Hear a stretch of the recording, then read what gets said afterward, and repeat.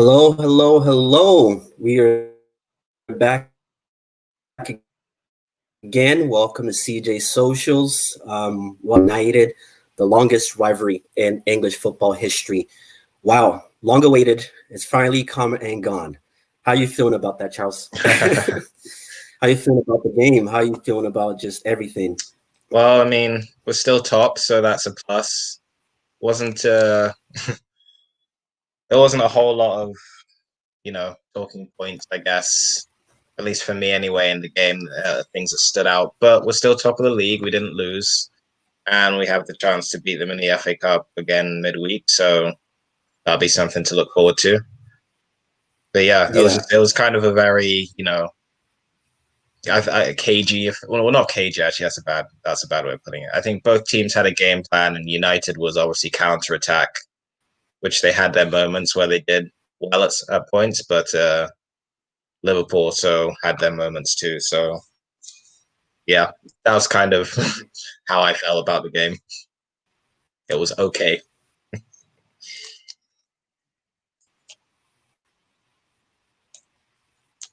like, do you feel? I think it was the moment that we became first in the league. That was when the hype really started, building for today's game. Do you feel like we kind of overhyped ourselves for the game and we were a bit too psyched? That now we're kind of feeling a bit not disappointed. I won't say disappointed, but not what we were expecting from the game. No, I Like, mean, what was your like? Let me re-ask this. What was your going into the game? Were you thinking that were you confident that we were going to come out with a win or a result? when I go into games, since 2013, I don't go into games with confidence saying that we're gonna win like for sure. I go into games thinking, let's get a result, let's play well. So I mean, in regards to the fact that like it was like a kind of a not what we were expecting, I could sit here and be, oh well, we could have lost that game 3-2 for all I know, and if I wanted an exciting game, we could have lost that game 3-2. That would have been an exciting game for me, like not an exciting outcome, Yeah, but an exciting game. So like I'm just happy right now that we didn't lose. Liverpool, I think on paper are still the best team in the league, and it really does hurt me to say that. Liverpool and Man City, I think, very close between the two of them. So the fact that we're still top of the league, it's middle of January. We're still top of the league. I said February. If we're still top by February, then 100% title contenders. So I don't know if that answers your question, like how I felt overall about the game. I'm happy that we didn't lose. The fact that it was, not the most exciting game is kind of just like, well, I mean, you get that sometimes. It would have been nice to see like a classic, like a classic Man United Liverpool encounter. But if this game yeah. sucked and we end up winning the league, I'm not going to complain. So yeah, This could actually be a very important 3 points, right? I mean, sorry, 1 point I know earned. what you mean. Yeah. Yeah, honestly, I totally agree with you. Is going into these games, there really isn't. You have to kind of set your expectation because it's been 7 years since we've been in this position, and I think that's probably why I kind of lost focus and I got gassed with the whole Mm. situation of we could actually beat Liverpool and looking forward to the game. But I got to say the performance, it's a hard one. It's a hard one. I wasn't really upset with the lineup. I wasn't too upset with that. Like, what was your take on the lineup? Did you? I know the lineup wasn't too bad for me. I think it was when they announced that Eric Bailly wasn't starting. I looked at Twitter and Lindelof was trending, and it was not pretty comments. It was not pretty comments because Yeah. everybody was literally on Ole's neck. Why is Bailly not starting? Why is Lindelof not starting? But Lindelof actually did a great job. Like, he actually did a good job. So I'm not gonna knock him on that. What was your thought on the lineup and Eric Bailly starting in the game, whereby he's proven that he's very essential to how we play? Mm. Well, I mean, how do I answer this? You know what? The lineup for me is one of those things where it's like, if you have a game plan, it was clear to see that like it was, absorb the pressure and hit them on the break. That was how I assessed the game. You obviously have to set up your team the best way you can in order to carry out the game plan. That may not necessarily be your best 11, if you get what I mean by that. Yeah. But it's the team that's going to do the job in the positions, and do what's required in those positions. So, I mean, for the game plan that we had and the fact that we didn't lose, I can't complain about the lineup. Can't complain about the lineup. I will say, though, unless Bailly was injured, if you have a player and he's in form, I think, especially for defenders, strikers and midfielders can be a bit different, but especially for defenders, if you have a player and they're in form, I think you have to play them unless they're injured. So I don't know why Bailly wasn't playing, but I think he should have if there was no reason that he couldn't. Having said that, I also agree Lindelof did a great job. So, the back line today was fairly solid. So, I mean, like I said, I don't have any complaints with the lineup, but I think if a player is in form, you have to play them. And Bailly's been playing out of his mind recently.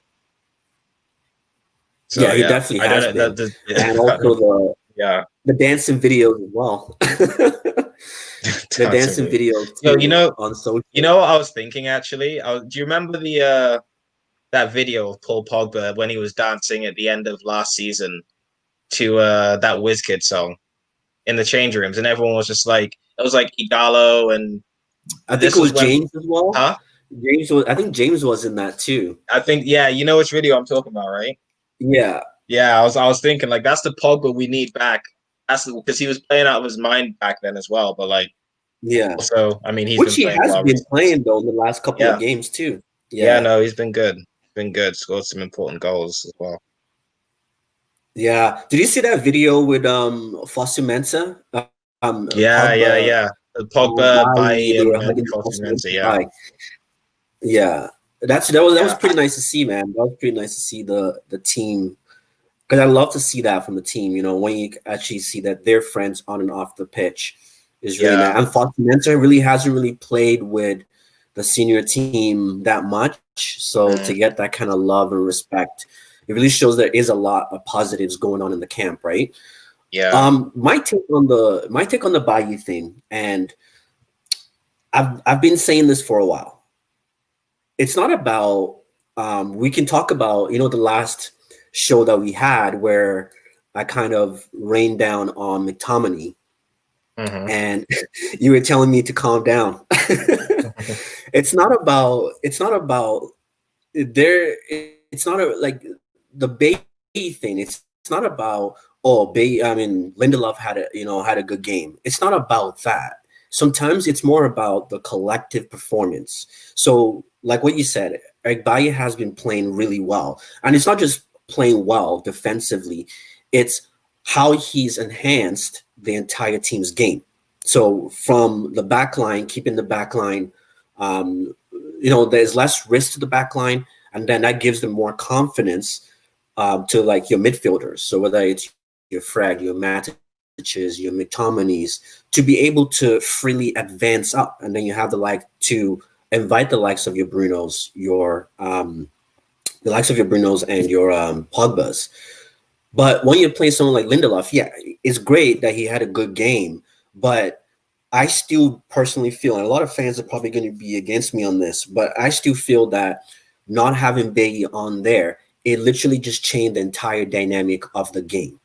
And there's just something about it. And you can also tell players that like playing with each other. Like we talked about Eric Bailly and Pogba. I don't know if you've noticed that they've been showing a lot of pictures on it, and just the handshakes that they have on the field. It's just like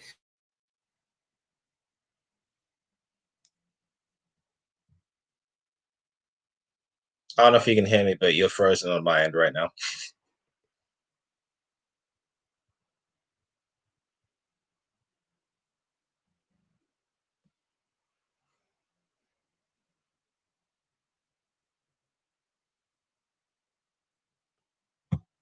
Josh,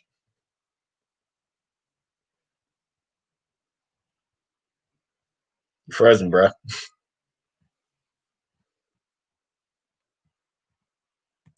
All right, well, I'll just wait.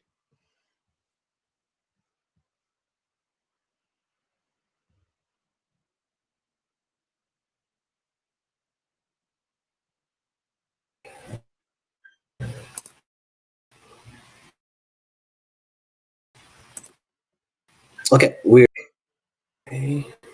there we go. Sorry, guys, some internet difficulties. Everyone's home, so yeah. Sorry, what were you saying? Are you frozen again?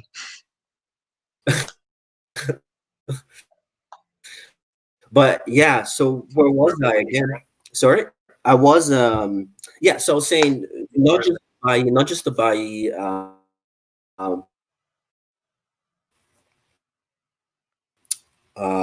that's what I'm saying is the same thing with McTominay. Just they do a great job defensively, but it takes away and hitting teams on the break.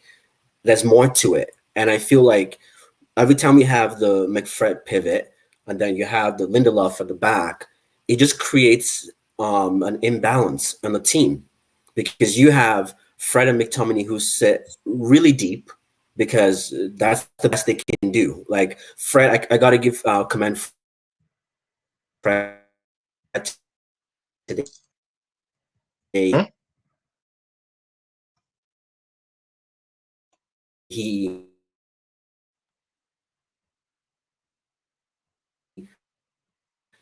managed to try to, he had a couple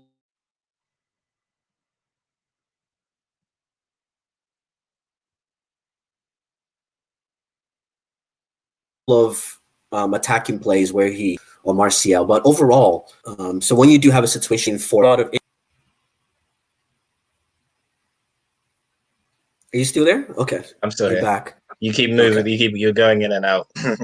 Oh, I keep going in and out. Oh, Yeah. gee, not good. Okay, so do you remember the last thing I said? No. Okay, It so was just shocking. basically going back to what I was saying was when we have the Fred and McTominay pivot, it creates an imbalance in the team because now, like your likes of your Fred and McTominay don't really push up. They don't have the ball handling skills to do that. Yeah, Okay, fair enough. today I got to give Fred some props. He managed to. He had a couple of plays where he in there, but it's one thing to stop your Mane, your Salah from from getting past from getting into the box. But what happens when they retrieve the ball? Not much happens with it. So that's where I said. And then you have your likes of Bruno, who is basically playing a number 9. Pogba is pushed out to the wing, and we just kind of gave Liverpool a lot of ball in the middle of the park. So that's my thing where I say Lindelof played well. I get it, but it's not. It's not. We need to take it a step further. It's not just about you had a good performance. Is how did your performance and you being on that field impact the rest of the team? So that's kind of my point on that. If that makes sense. Interesting. Yeah, no, it makes sense. I feel like you will never fully be a Lindelof or McTominay or Daniel James fan. Don't get me wrong, man. It's not about being a fan. It's just about at the end of the day, No, it's I know, I quality, know, I right? know, I know. I'm Yeah, just joking. Don't worry. it is quality at the end of the day, So to me, I keep saying it, you know, I think as a United fan, I think all United fans, I think we all sound like a broken record where we say, where in the world is Van der Beek? This was a game for him. This was a game in the midfield where he could have at least held the ball, given us a string of passes, keep the ball moving. And we don't have that. And we keep lacking that game in, game out. Yes, it's going to work for your Sheffield Uniteds. It's going to work for your bottom league teams. But when you're playing the top six, when you're playing in the Champions League, in the Europa League, you cannot be, you can't be having a McFred kind of situation whereby we're not really getting the ball. We're just kind of hoping for the counter. So that's where my thing is. We need to figure out a way to start trying Van de Beek. We need to try that. That's my that's what I would say on that. There has to be a reason why Van de Beek is not playing. Okay, let me ask you this. And with regarding Van der Beek, he's a attacking midfielder, right? He's a CM. Yeah. He's not attacking. He's just a center mid. Okay, so CM. United, I think they currently play like trying to think. It's not like a 4-1. No, 4-2 through. Trying to think what position formation they play So he played actually. 4-2. Because I'm even just trying to think, like, 4-2-3-1. Yeah, regardless of whatever 4-2-3-1. formation, I'm even just trying to think, like, where would he fit in the midfield? Because realistically, he's a CM, right? That's cool. Yeah. Fred and McTominay, you've got and Matic, you've got your more defensive, your holding defenders. I don't think Van der Beek. I don't think that's his game. I personally would play him if I was manager, like more in a more attacking role. Having said that, where is he going to get a game ahead of Paul Pogba and Bruno Fernandes? Because I honestly don't think I don't think that Solskjaer has any problem with him where he's just like, fuck this guy. I don't want to play him for, reasons X, Y, Z. I think he's just kind of unlucky in the sense that, like, Man United is a world-class club and we just happen to have midfielders right now that are at the top of their game. And he is still, like, 23 years old? Like, I don't know too many 23-year-olds that just walk into Man United's team and, they're automatically a starter. So I don't think it's that Man United don't want to, or that Solskjaer doesn't want to play him. I just think he gets unlucky with the fact that, like, players in front of him are in form right now, and he's just young. I do understand. Well, he's not that much younger than McTominay or older than McTominay. I get your point. McTominay's been at the club longer, though. And McTominay's been at the club longer, and he came up within the ranks of the club. Like, that does play a part. Okay. That's fair. That's fair. But my thing is, right, with Beek, you can play a diamond. Pogba on the left side, Beek on the right side. We really don't have a winger anyways. That's how we've been playing. What is McTominay's job in that midfield? What is really his job in that midfield? To protect the center backs? I think he's a disruptive midfielder. Like, he's supposed to break up the play. He can do that. Yeah, it's not his game, but Fred can do that alone. Fred doesn't need a McTominay to do that. Yeah, Fred can do it on his own. And when if you can have someone who can sweep it and get the ball and then pass it on to a Beek, the problem is Fred gets the ball, passes on to McTominay. McTominay is clueless on what to do with the ball. He loses it, and we're back to that same cycle again. Versus if you had a player like Van der Beek there, we're going to have less of that cycle. We're not saying that we're going to be 90% possession against Liverpool, but we're going to have a better control of the game. And then second of all, Bruno has had stinkers for the last couple of games. The big games against City, nowhere to be found. Against the last game we played, nowhere to be found. Against what was the team? Burnley, nowhere to be found. I'm not saying that you should bench Bruno, but if after the 70th minute this kid is nowhere to be found, you need to sub him off and bring in a Van de Beek on to try something different. You can't just keep running Bruno to the ground and just because it's Bruno. No, and that doesn't set the right tone on the team. Like, look at today when Bruno was coming off. He was pissed. I'm like, bro, how are you pissed? You haven't done anything today. You had like maybe 10 touches and you lost possession 8 out of 10 times you had the ball. So for me, it's like stats like that though are very dangerous. where is the basis for it? Stats like that are very dangerous though. Because you know who the most dispossessed player in Europe is right now? I'm pretty sure it's all the player that gives up the ball the most. I'm pretty sure it's Lionel Messi. I'm pretty sure I read that somewhere that Lionel Messi is the most dispossessed player in Europe right now, in terms of like how often he loses the ball. So yes, but if you're hasn't really constantly been at losing his the best ball, in you this shouldn't be season, on the though. field. I do agree with that. Having said that, players like that, the more creative players, lose the ball more than any other type of player because their job is literally to take risks and make those passes. So like, Charles, if you're I not do getting, get that. Charles, I do get that. Sorry, go ahead. I do get that. I'm just like, if you're not getting on the ball, then that's obviously a thing where like a tactic of the other team where they've marked you out of the game in some way, shape, or form. And in that regard, you're useless to the team essentially. But you also mentioned like, okay, we'll put Paul Pogba on the right or on the left, sorry, and whoever else. We have wing backs. Those are our wingers. That's why we have 5 central midfielders for the depth in that area of the field. Our wing backs provide the width. So if you play Pogba on the left, which I'm pretty sure has been tried, you can't. I don't think you get the best out of him that way. And for me, it's No, more what I mean important to is the get the left. best out What I of mean by the left is Pogba the left than it side, is the to left get the side of the best out field. of a young Van de Beek who's not even in his prime yet. Do you get what I mean? Like I think There is no from a balling skill level. There is no reason Big should be on that bench while McTominay is starting against the big six. I don't care. There is that no reason no, why I disagree. I he should be disagree with that. starting.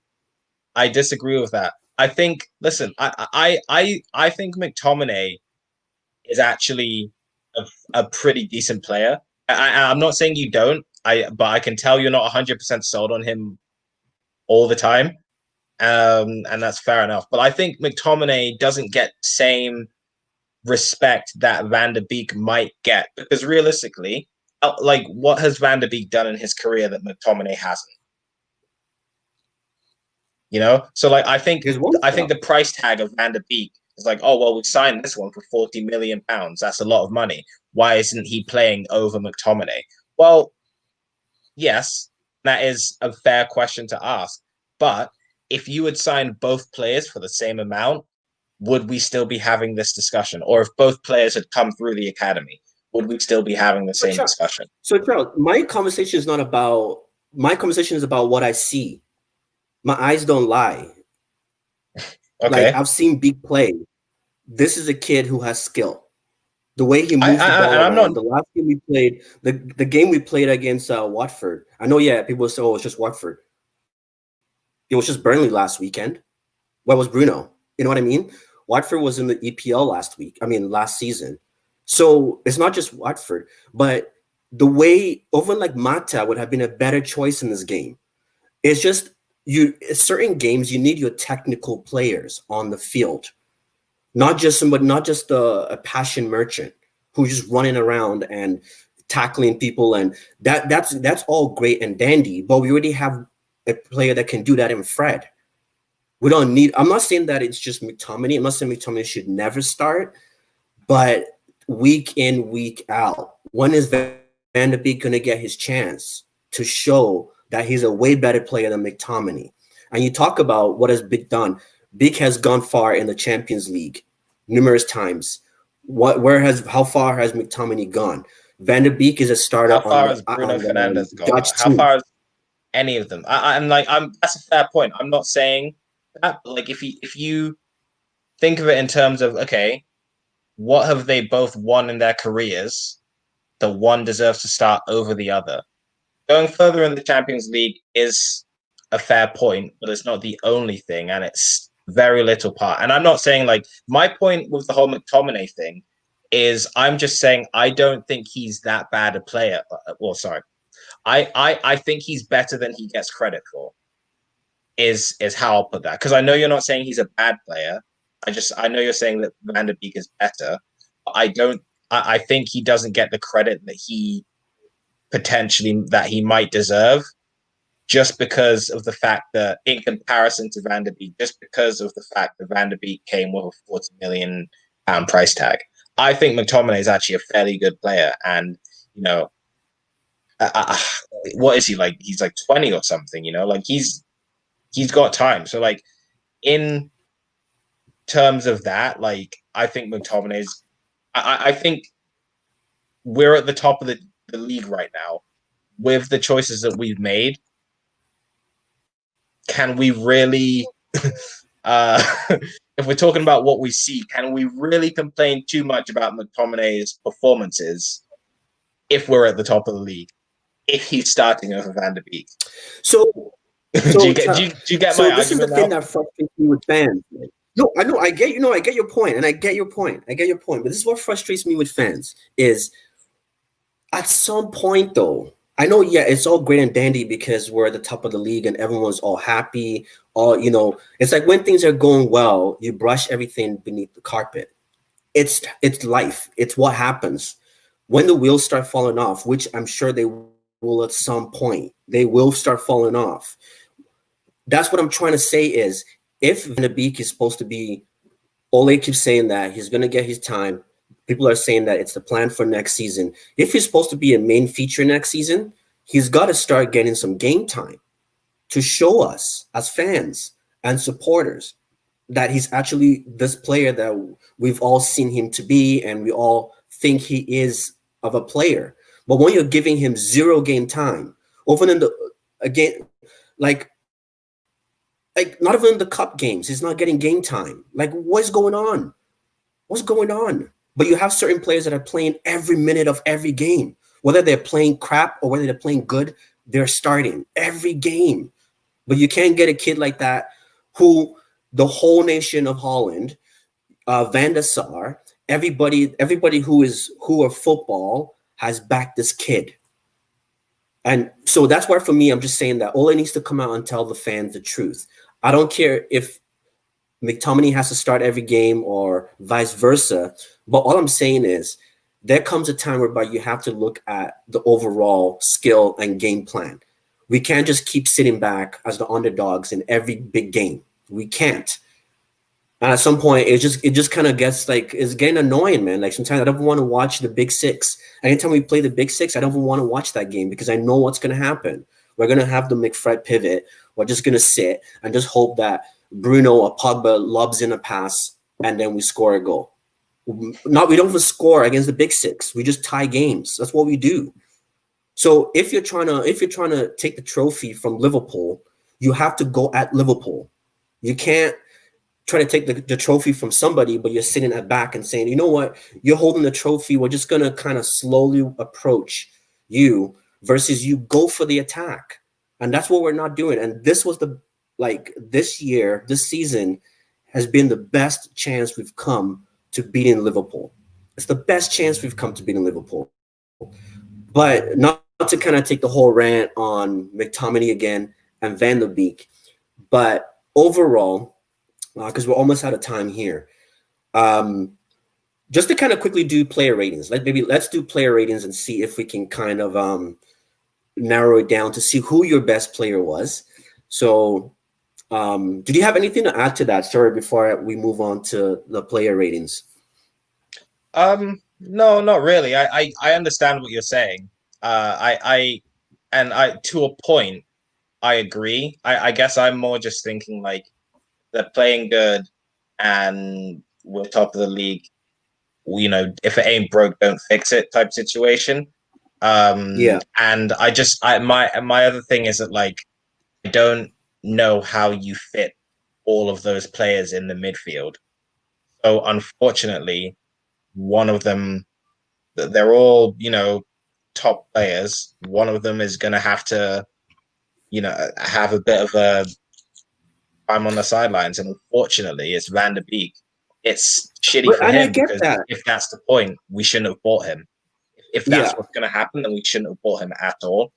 But you know that But that's my I thing. guess That's that's my what take, I'm right? thinking. It's like you know fit them So all this in. is my take. So Charles, sorry, this is my frustration, right? So we talk about, yeah, somebody. There is a lot of midfield players that we got to rotate, but it's like Ole just specifically. It's like Van de Beek is already xed out before the game, before the week even starts. Like Ole already knows before training happens. It's like Ole already knows in his mind that Beek is not playing because the games that you can tell when Ole is resting the McFreds for the big games. You can tell, like that Burnley game, he rested McFred for that game. You McFred. can tell. There's nothing wrong with that. You can tell when he's good. So you're thinking, okay, you're resting McTominay and Fred. So that's logically you would think Big should be coming in at this point. What does he do? He reverts back to the Matic and Pogba pivot, which I hate with a passion. Which I hate in a passion because I'd rather you have the McFred than put Pogba in that pivot. I hate it because that's just taking away from Pogba's game. And that's the last play you should be taken away from his game. So that's what happens. And then, or if McTominay is injured, he will slide in the likes of he will always slide in a different player that you did not expect, like your Daniel James. He will always create a space for a different player. And then the moment McTominay is fit, right back in the team. And that's what I'm trying to say. It's not about I understand that certain players have to get their time and have to wait for their time, but it's like the way I'm seeing it, it's like a systemic thing where Yeah. Ole by Monday before he even gets to the training ground on Monday, he has it in his mind that Beak is not getting a chance on the weekend, and that's what it looks like to me as a fan because. Yeah. Then name the scenario where you're thinking, okay, Beak surely has to start this game, man. But what does he do? He takes Pogba from the attacking role and puts him deep now because now he has to play because he's resting his friend McTominay. So now he wants to play Matic. So when he's playing Matic, he doesn't feel comfortable to keep Matic on his own because of mobility. What does he do? He puts Pogba back in that place, in that position. And it's like it's like he plays around Beak. He looks for every possible scenario that does not involve Beak. And that's where, for me, it's concerning as a fan and just the whole situation. It's like, it doesn't matter what happens. You look for a way to not play that guy. Like, literally, there's no excuse. Fair enough. So that's my whole rant, man, on Fair enough. the whole Beak thing. But hopefully we will get to see him someday. Hopefully we'll get to see him someday, man. You know, So Think about Beak as a player. Think about Beak as a player, man. This kid is trying to make the Euros next summer. He's trying to make the Euros next summer, but you're bringing on a 35-year-old Cavani, a 37-year-old Matic, kids who are done. Like I'm not saying that they're not useful to the team, but there's certain players that you should be prioritizing because there is so much at stake on that player versus the next player. Like people need to think bigger than just what's happening in front of them, right? So that's where for me too, I feel for the kid, man. The kid is trying to make Euros, and you're just putting him on the bench. Like even what's his name came out, one of the Dutch legends came out and said, if I were Beak, I would be looking for a different team in this window because you need game time. Doesn't matter, you need game time. So, but anyways, yeah. yeah, no, I mean, I agree with that. I feel. Don't get me wrong. I feel 100. I feel bad for him as well. I really do. That's all I'll say on that. I think I want him to have more game time. I can see why he might not be getting it. It's is I guess what I'm trying to say. But like, I just gotta say as well. Every time you mention Daniel James, I think Yeah. about that last that last episode we did, and it just kills me. You know, did you watch the Pogba interview Which one? No, I didn't. with Sky Sports? With Sky No. Sports, it was live this week. It was like a big sit down interview, and Pogba said it straight to the camera. He's like, "I hate being on the bench." Yeah. He said it straight up because, and I could tell Pogba's looking in his mind is like, "Yo, I'm getting started over McTominay. I mean, I'm getting benched over McTominay, Daniel James." God, it kills Are me you every mad? time. Every time. But he I said mean, it yeah, though. He said fair it in the point. live interview. Like, I hate being on the bench. Yeah, it's like you could tell that he was throwing some low key shots, man. It's like I don't want to be on that bench again. Mm, You know what I'm saying? But anyways, yeah, man, it's player ratings, man. Like yeah. just before we get who stood out for you? Who stood out? What player stood out for you today? For me, you know who I thought had a. I'll say I thought Martial had a really good first half. I think he was one of our Ooh, liveliest. Martial. Martial, yeah. I think I noticed it especially in the first like 15 minutes. He was dancing around these players, honestly. Um, the only problem was a lot of it was in our own half. And then, the ball gets kicked up to Rashford and he has, 40, 50 yards to run with Liverpool's whole back line chasing him. So it's like, it's, Yeah, there wasn't, really much opportunity for me to say this player really stood out all game. I think yeah, Martial was dangerous for us. I think our defenders, I mean, we didn't concede, so I can't fault them. I think Luke Shaw had a decent game as well, yeah. Luke Shaw for because sure. Yeah, yeah, like I don't say that often, and I'm glad to see that he's getting back to what I would say is his best, like before the leg break, for that bad injury he had in like the yeah, Bengal era. So it seems like he's getting more. He's got competition now, like actual competition. And yeah, he seems to be performing a bit more consistently now. So yeah, I think yeah. Martial and Luke Shaw for me for Man United.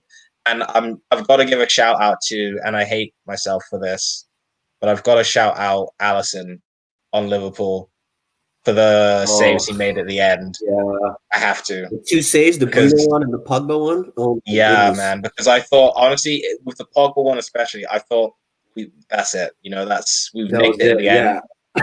and then you didn't. I was I was like, already doing bro, the dabs, man. I was doing the Pogba dance. I was already yeah, doing the Pogba dance before it happened. yep, man. I had my message typed out to my new status typed out to all the Liverpool fans. Everything like was. I thought we were gonna steal it there at the end, but But it that was a just didn't phenomenal happen. save. I got to give credit where credit is due. Yeah. Oh So my goodness. Yeah, I think definitely. I think for me, Luke Shaw definitely stood out in this game today. mm, I think he was immense. Like he just had Mohamed Salah in his back pocket the entire game. Like at some point I forgot Salah was on that pitch. Like I yeah. totally forgot. Like I don't think I remember even seeing him at all. Like that's how insignificant he was in the entire game. Mm-hmm. Mane, Wan-Bissaka did a great job with Mane as well on the right hand side. So that was I think overall Lindelof was solid, like you said. I think after Luke Shaw, I got to give it to Pogba in terms of just his actual play. He was the one player who was trying to make those passes, trying to involve a team and kind of and then he had that one play too that Allison saved. So I would say Luke Shaw definitely for me. If I was to give a man of the match on the United side of things, I would definitely give it to Luke Shaw for sure. Mm. And you know what? He's gotten a lot of criticism, in the last couple of years, and I think with Tellus coming in, he's really stepping up to show that I deserve this role and I deserve this to be on this team. So Mm-hmm. yeah, But yeah, that was kind of my thing. How did you feel about Liverpool? How did you feel about the performance? Do you feel we should still be worried about Liverpool? Do you feel that City's more of a threat now than Liverpool, or do you still feel that both Liverpool and City are the biggest threat? No, both of them. You can't. Liverpool still have players to come back from injury. They. It's not like Mane and Salah are gonna start firing blanks.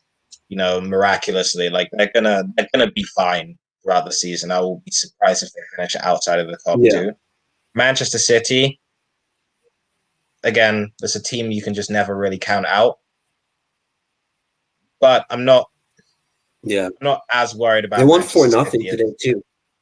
they did. Yeah, But like I don't know. I'm not as worried about Man City as I am Liverpool. And even my gut right now, as I say it, is telling me that that's wrong. Because I think Liverpool are in a situation where they kind of they flew too close to the sun last season. Like they've won the league, they've won the Champions League. So now it's kind of like, all right, what's next for them? So I can understand if they decline yeah, more than Manchester City, but at the same time, I'm still like, I think Liverpool is more of a threat than Man City. yeah. But my But gut tells me you know that what's Man mad? City should be on my The radar as favorites, well. yeah. Hmm. You know what's mad too is we were all gassed up about the game in hand, the game in hand, the game in hand, the game in hand, and then COVID did its thing again, and now there's teams that have now like City has what, two games in hand. It's mad, and then the next two team fixtures are like who are they playing in the next two fixtures? Actually, they're playing. Uh, so just give me a second here. So they're playing Aston Villa, but I think that might be postponed. Yeah, so they might actually come out of this week with like three games in hand because I don't think Aston Villa is ready to play yet. Mm. So it's like because of COVID, Aston Villa has like four games in hand now. It's Oh mad, wow. man. Like I don't understand how.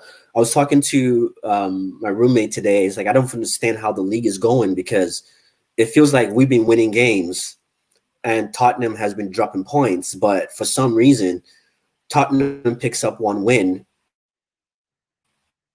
and now they're 3 points behind us, and it's like how. Like how this is like Mm. how is the math adding up? The math is just not adding up this season, but it is what it is, right? For me personally, that was my frustration um, in the group chat that we were in today. My frustration, the result was good. Like I said before the game, as long as we get a point, as long as we don't lose, we're good, right? Yeah. Because going to Anfield, they haven't lost since 2017. A lot for us to come out with 3 points. But what frustrated me is how we went about tying this game. Is there was a point in the game where you could tell, like the first half, I would give that to Liverpool. The second half, I think we started coming out of our shell. We started actually trying things. You know, the like for like subs, taking up Martial for Cavani to me made no sense. Why? And then waited till the 98th minute to take off Bruno and bring in Greenwood. These are the things that frustrates me with Ole is what is the point? The battle was not in our strikers were okay. The problem was the supply to our strikers. So what do when the strikers are lacking supply? You don't take off a striker and bring another striker in. That is counterintuitive. What you do is you figure out this midfield is not working because we're not retaining the ball. I should change something in the midfield.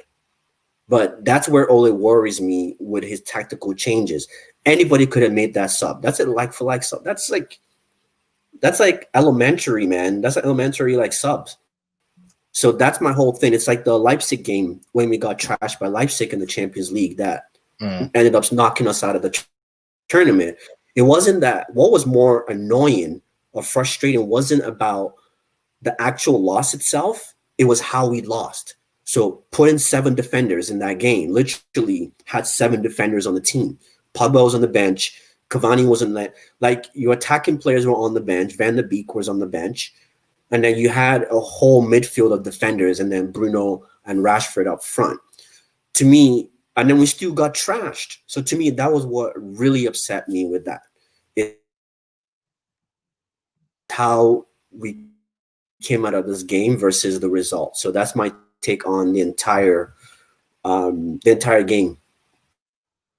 Yeah, I think one thing I've noticed with Solskjaer is that when he's in a position to I don't know, like now we're top of the league and we play the second place team, we set the team up to not lose. You know, with the Leipzig game, the exact same thing. And I think, you know, we set the team up to not lose. That's why we start in, you know, 7 defenders or, you know, keeping certain players that shouldn't be on the bench, keeping them on the bench. And I don't know why he seems to get himself into these, you know, positions where he's the league or top of the group, or, you know, you're in a quarter or semi-final. The closer you get to what you want, and then you all of a sudden, I don't know if it's that he gets scared or something, or he's just like, do you understand what I'm like? I don't know if this is a Honestly, trend that only I've noticed or something, and I'm going crazy, or if this is that's actually been a my thing. frustration. You know what I talk Yeah. about performances and not just results? That's what I'm Mm-hmm. talking about. The point that you're making here. Yeah, and it always just seems to be in those important games. That's like, and I think on a previous one, a previous recording that we did, I've always said that like I'm only going to be Solskjaer out if we get Pochettino, and we don't have Pochettino because he's at PSG. So I back him, I really do. But Yeah. I still stand by what I said on a previous recording, where it's like I don't know if I see us ever really, you know, becoming like a consistent top 2 or you know, winning team under Solskjaer. I feel like, you know, we're kind of like sometimes kind of like Tottenham, you know, like we'll nip at your heels and done, we'll still be third place or, you know, semi-finalists, or, you know, we'll come close. And that's frustrating to me. That's my only only. That's one of my frustrations with Solskjaer as the manager, is that we Yeah. just don't seem to have that killer instinct when we get into those positions. Yeah. And that's my worry. And that's why, when I'm very critical, even in the group chat, I'm very critical. I'm not critical of saying Ole out. It's not an Ole out rant. It's more of I'm already thinking ahead. I'm already thinking ahead because we don't want to get gassed to the point that we get stuck in the stage whereby 2 seasons from now we're still in this limbo stage of we're building Mm-hmm. because it's very easy to get sucked into that as long as the results are coming. We're nicking in a goal here, nicking in a goal there, last minute. VAR is helping us out. Whatever the reason is that we're getting those points. At some point, though, you're gonna get found out, and we've seen it. There's a reason why we've crashed out of 4 semifinals. There's a reason, and then when it matters, look at same thing. In the league, you can get away with murder in the league because there's always a next game. In Mm-hmm. tournaments, there's no next game. It's you either win, either you grow some balls, get ahead, or take it to the team, or you go home. It's literally that simple, right? So Mm-hmm. that's why for me, that's my like. So I agree with you. I share that same frustration with Ole. Is yes, you've done a great job with the team, with the culture, with all that stuff. And people are saying, oh, but it's the same Ole tactics that has a second place. Just like how it was the same Ole tactics that got us crashed out of the Champions League when all we needed was 1 point out of 2 games. And we ended up with what? 0 points. It's the same stubbornness. And then that's why for me, this is like what we've played Tottenham, we played Chelsea, We've played Liverpool. We've played Manchester City. We've played Arsenal. We haven't won any of those games. We haven't won any of those games. So to me, I'm looking at it as a critic, as a um, if I was a neutral fan watching from outside, I'm looking at it and saying, Ole hasn't really learned anything from these games. And when you look back to all the other games, the Tottenham game was just a disaster. That was the game that Bruno and Pogba both conceded penalties. That was just one of those games that you knew from the time the whistle was blown, it was just going against United. That's a one off. Then we met Chelsea, very pragmatic. The same thing.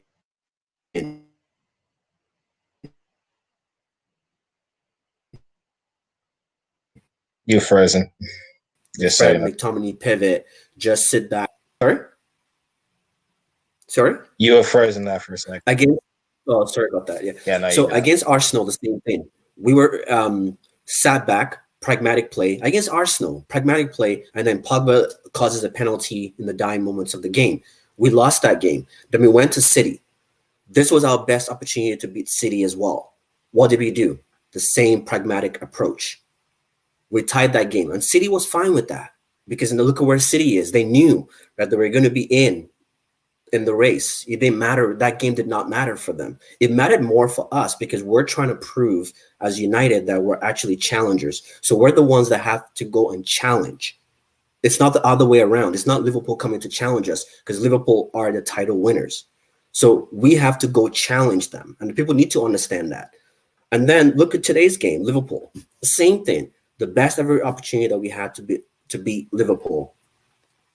The same setup. So for me, it's like it's just because this is like just a repetitive thing whereby it's the same formation, the same tactics against the big six. So that's my frustration, man. But yeah, other than that, because of time, we're not necessarily going to do the player ratings since we've already talked about that. But overall, um, I think it was an okay game. With everything said, I'm a little disappointed with the performance, but overall, I'm kind of happy with the scoreline because now we're still in first place, and we have 2 games in hand. Sorry, we have the 2 games against Fulham, and it's against Fulham. We have against Fulham on Wednesday, and then we play.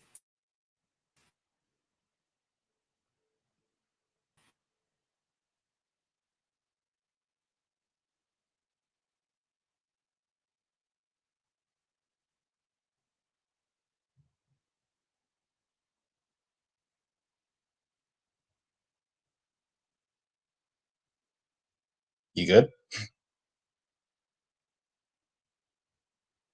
Hello?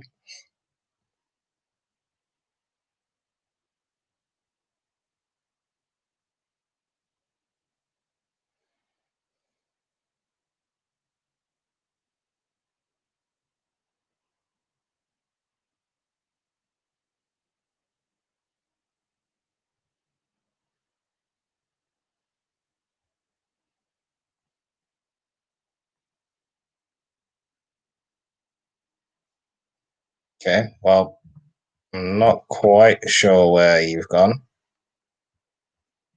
but yeah, I don't know if he is coming back, but for anyone still there, I guess I'll just end it there and say that thank you for listening and tuning in. Don't forget to like, subscribe, and share our podcast. This has been Charles and Josh with Touchline Talks with another episode. See you next Sunday.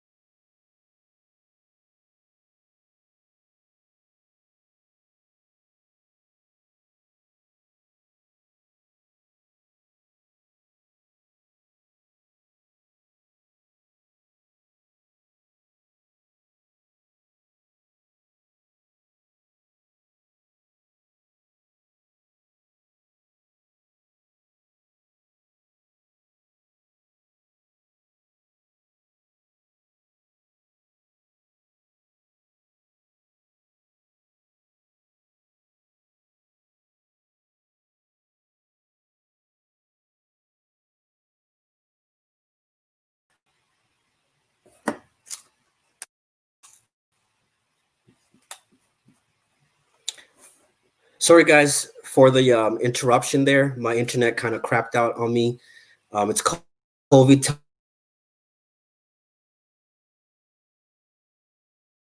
times. Everybody's home. Everybody's working.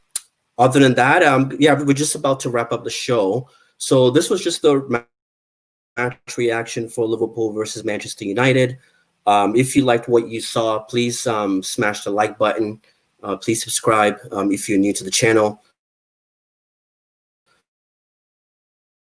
And yeah, we're just here to give you more content and our reactions. But overall, just to wrap this up here, it was a good result, just not the best performance. But as a United fan, performances is not something that we're really looking forward to this season. We're just more focused on, you know, the progress that we've made as a team.